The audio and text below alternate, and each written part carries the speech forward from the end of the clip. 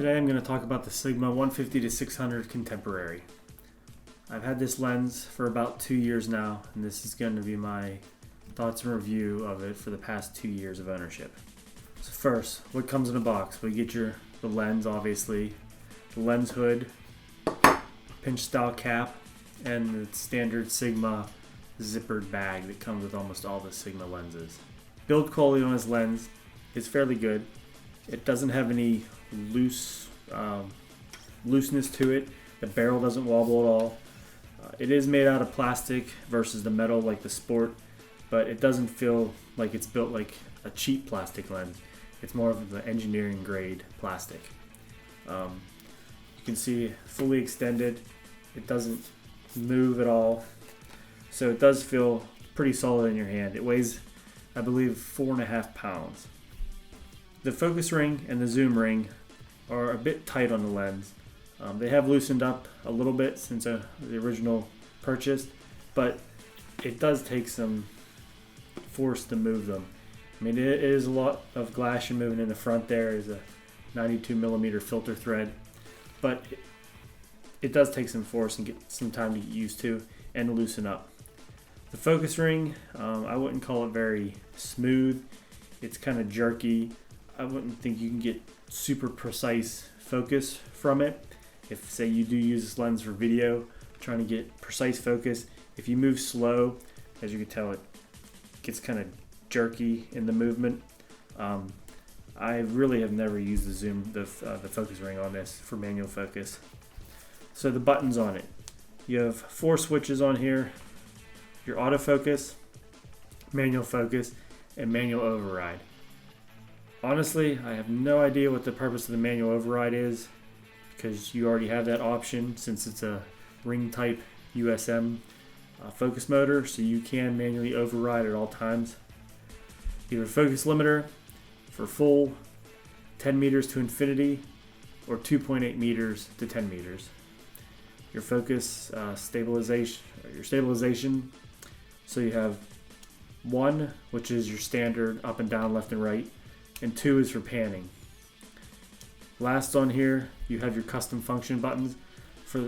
If you have the USB dock, you can set up your focus speed. There's 3 different options for focus priority, which is the slowest focusing, standard, which is what comes set at, and then there's the fastest focus speed.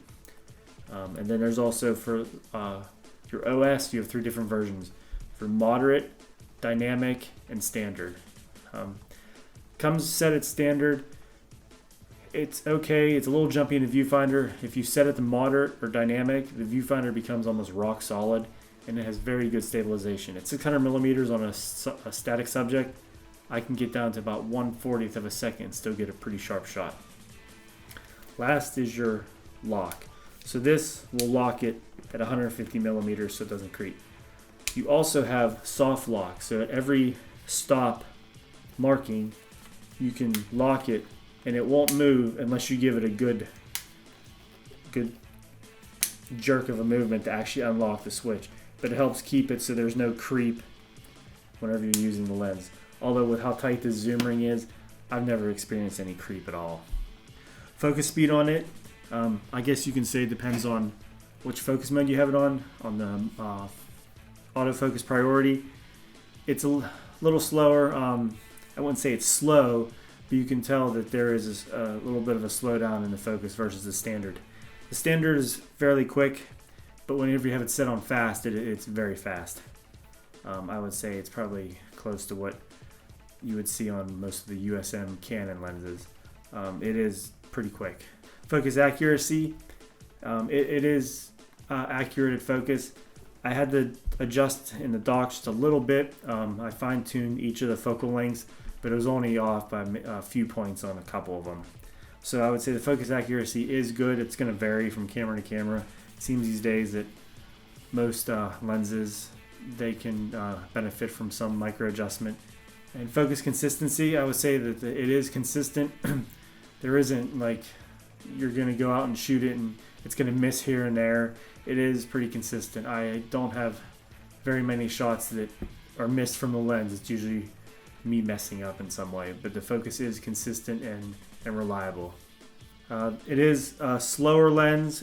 Goes from f5 to 6.3. But then again, if you're buying this lens, you're not buying it for low light situations, most likely using it outdoors on brighter days. It switches over to the 6.3 at around 390 millimeters. So you're pretty close to a 400 millimeter 5.6.